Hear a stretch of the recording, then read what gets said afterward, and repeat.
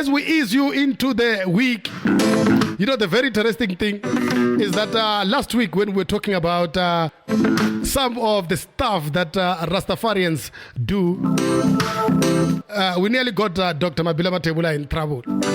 Because we were talking about, a Rastaman. Even Raymond is going to tell us what was the reason why the Rastaman went into the bank with a bag of marijuana. He's going to tell us. I'm sure he knows the answer. Because Dr. Mabila Mathebula, he said he was going to greet him in his own language. He was just going to say Airi, and German and all of those things. But Dr. Mabila Mathebula, welcome, because we have got people that are listening to us from outer national right here at VMC Planet Radio. And we are so grateful that they can join us. But we are also more grateful that you are with us right here at VMC Planet Radio. Good evening, Dr. Mabila Mathebula. How are you doing? Mr. Stan, how are you? Good evening. I'm a bit envious this evening because you have got a reggae cap and I don't.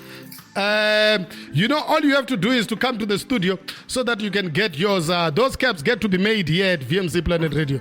I didn't know. No, you see, there's nothing that we cannot do right here at VMC Planet Radio. Be it cap, be it, empowering people as well. And Dr. Mabila Mathebula, we don't suffer from ageism. Eh? Yeah, no, I can see that you embrace diversity in its, entirety. In its entirety, Dr. Mabila Mathebula. And thank you so very much for joining us, Dr. Mabila Mathebula. So, it is the first week of the month, Dr. Mabila Mathebula. What conversation that you actually had, either today or from the first? And with whom? The conversation that I had was about parenting, I was talking to someone in Limpopo about, the challenges that are faced by parents when they have to raise teenagers. That was the conversation that I had now, maybe 10 minutes ago. We have in the studio Mr. Raymond Mukwebo, and Raymond Mukwebo actually went from being a backup artist, watching people play music, up to the time that he's decided he's going to do music on his own. But then he didn't leave it there. He also, installed a studio in his bedroom. Yeah, no. I could have also hear when you were speaking to him in the background that you were strictly going to give me 15 minutes because he's the special guest. He is the special guest. So, Dr. Mabila Mathebula, today we're talking about how parents should avoid transactional-based relationship. What is a transactional-based relationship? Well, it's a very good question. A transactional-based, relationship, it's like a performance-based relationship of saying that you love your child because he did something, and then if he doesn't do what you expect him of doing, you will withhold your affection. It is performance-based or transactional-based. Now, if we look into religion or into the Bible, does the Bible teach us something about that? Yeah, religion has also taught us something about it. That, for example, your relationship with the Creator is performance-based. You either have to be faithful or you have to be obedient to God in order for Him to love you. Even at school, you had to work hard in order to be recognized, in order for the teacher to love you. Everything had to be performance-based. In the workplace? Well, in the workplace, it's a bit dicey because workplaces have got what you call performance management. But when you drill down into the whole thing, there's no performance management, it's conformance management. You need to conform to what your manager thinks. And then it's then that you'll be rewarded. Not necessarily performance, but it's conformance. It's what I call conformance management. Now, if we talk about conditional or unconditional love, has it got anything to do with performance? No, unconditional love has got nothing to do with performance, because in a performance-based relationship, people are available because of their actions, accomplishments, as well as achievements. That's why I've actually given an example that you have seen, some parents treat the unemployed, children differently from those who are employed. Those who are earning a salary, they are actually treated very specially, and those who are unemployed are not actually given even any respect. Now you realize that everything is now performance based. Now let's talk about the love that Jesus had for us. Was it conditional or unconditional? It was unconditional, because when Jesus Christ was nailed to the cross, he died for each and every person, the righteous as well as the sinners. Now, Jesus is a perfect example of unconditional love. It didn't have to be performance-based, but it was unconditional. And that's something that we need to learn from, as parents, that, our love for our children must not be performance-based, but must be unconditional. So, which basically means that if it is performance-based, Dr. Mabila Mathebula, so it means it is conditional. Absolutely. Isn't that very, very interesting, Dr. Mabila Mathebula? So what does this mean? Does it mean it requires some kind of competency, for you to be rewarded if it is conditional? Yeah, it's conditional because, as I said, there are things that you have to do in order for you to be approved. Like it's behavior. As I said, behavior is an observable act. There are things that we do or don't do. There are things that you're expected to do, and if you don't do them, the affection is withdrawn. And then more often than not, as parents, we have got that problem because we are basing our relationship with our children on performance, not on unconditional love. And yet, giving birth itself is very easy, but keeping it and making sure that you take care of somebody from the time that they are born up until they are able to do things for themselves, it means that you basically have to take care of them irrespective of what they do. Yeah, well, conception takes some few minutes, or so suppose some few seconds to happen. But socializing a child or bringing up a child is a titanic labor. And more often than not, as parents, we are not actually equipped at parenting. So in that case, Dr. Mathebula, what do parents normally communicate with their children? Normally, when parents communicate, they communicate the performance-based relationship.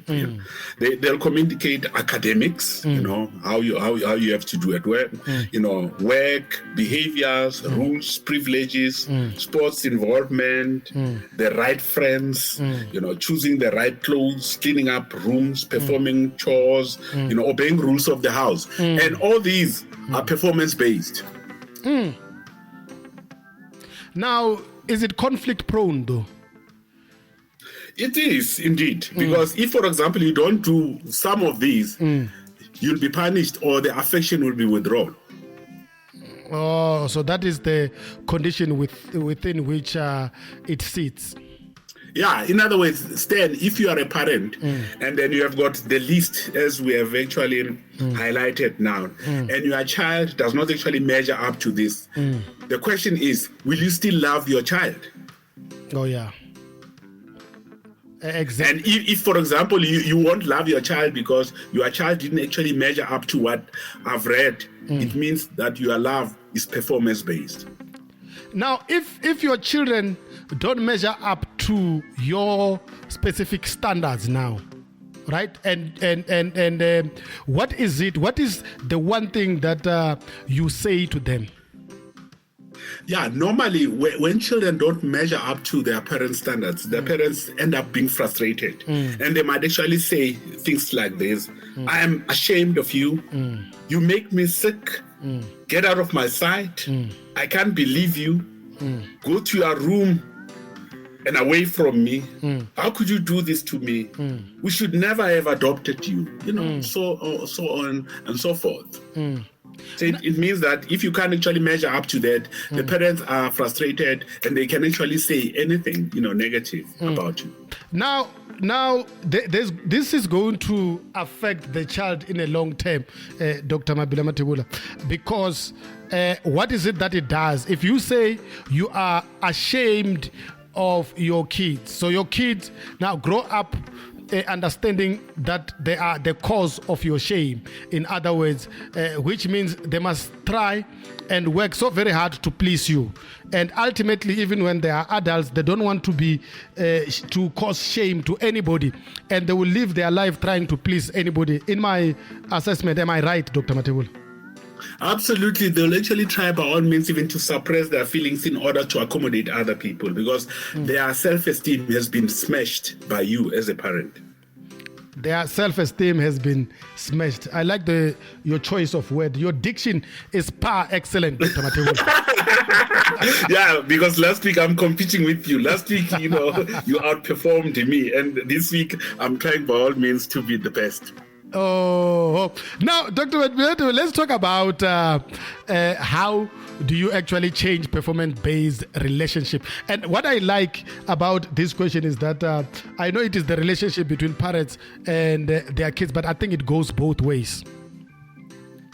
Yeah, absolutely. Yeah. Tell your children at least once a week that you love them. And not because of what they do, but because of who you are. You remind me of someone who said to his girlfriend or his wife, and he said, I love you not because you are beautiful. You are beautiful because I love you.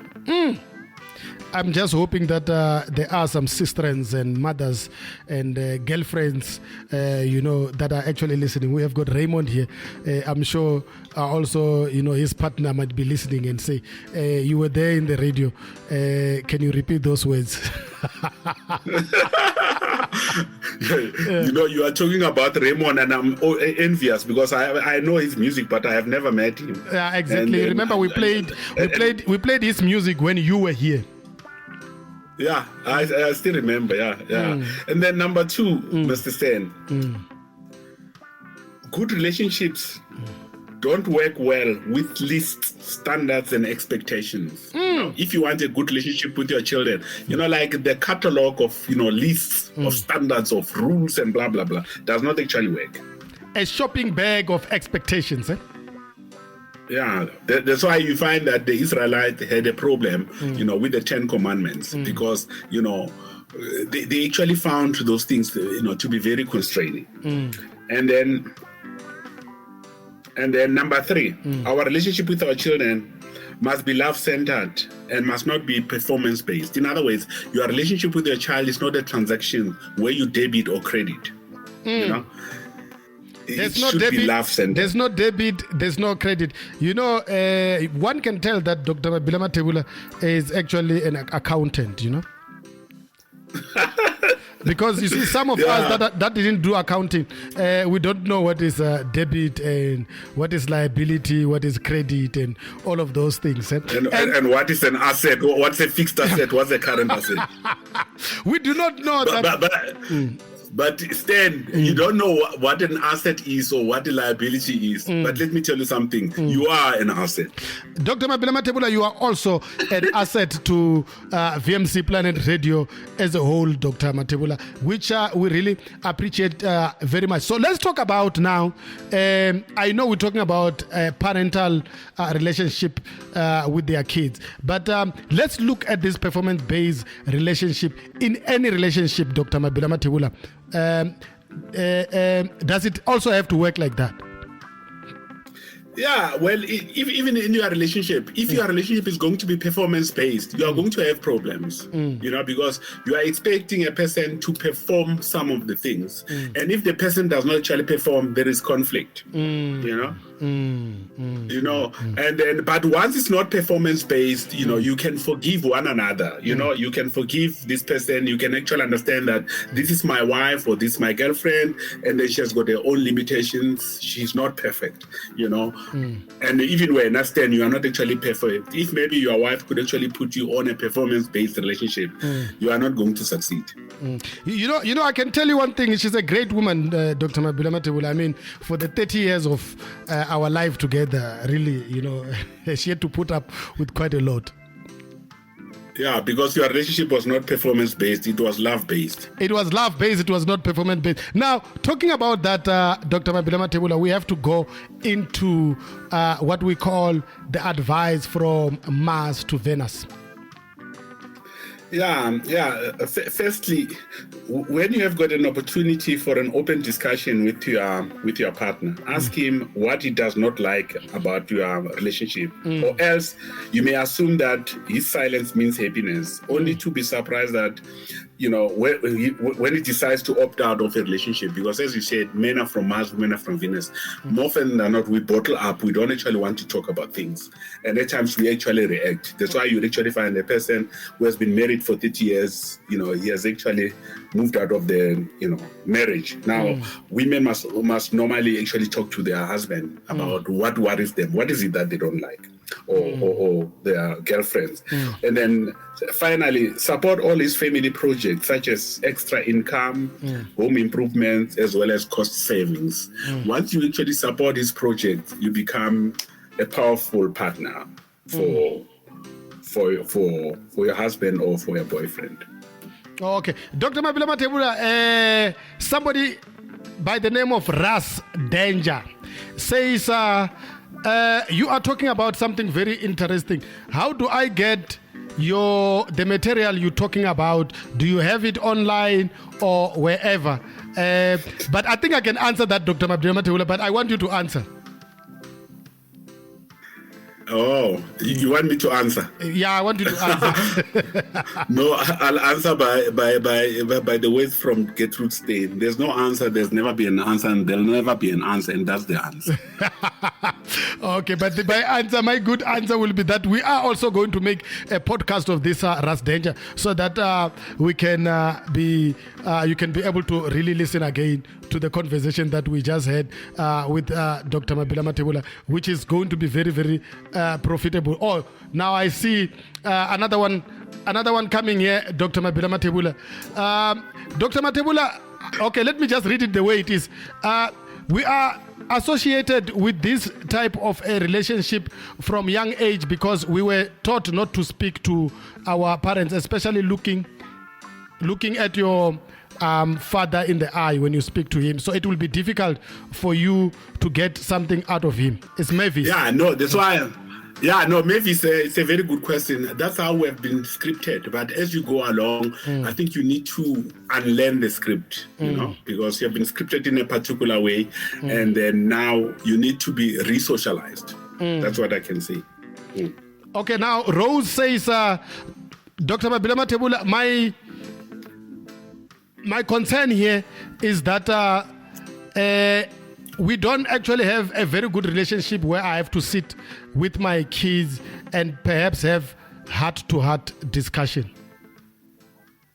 Yeah, I think most of the parents have got that problem. I think next week we're going to handle that, in terms of how do you interact with your children, heart to heart, as you have just actually spoken. It's something that you have to learn, because most of the parents, there are things that we have never been taught. And it's for this reason that in this show, Human Growth, we are going to empower parents on how to parent. Now I see the hearts, I see the clapping of hands. These are emojis, Dr. Mathebula. I know you don't know anything about emojis, but there's another one. There's another one that shows a fist, but this fist is not saying they are going to moor you, Dr. Mabila Mathebula. It is just to say they agree with you. Stan, your relationship with me is not performance-based. Whatever you are saying, I don't care. Because it's love-centered. It is love-centered. It's love-centered. Thank you so very much, Dr. Mabila Mathebula. We really appreciate your coming here religiously. So now we are going to talk, Dr. Mabila Mathebula, we're going to talk to Raymond. I don't know if Raymond will have a question for you, but I can see he was listening attentively. With the inside of his hand on his cheek, Dr. Mathebula. No, I want to talk to Raymond because it has been my long frustrated wish to talk to him.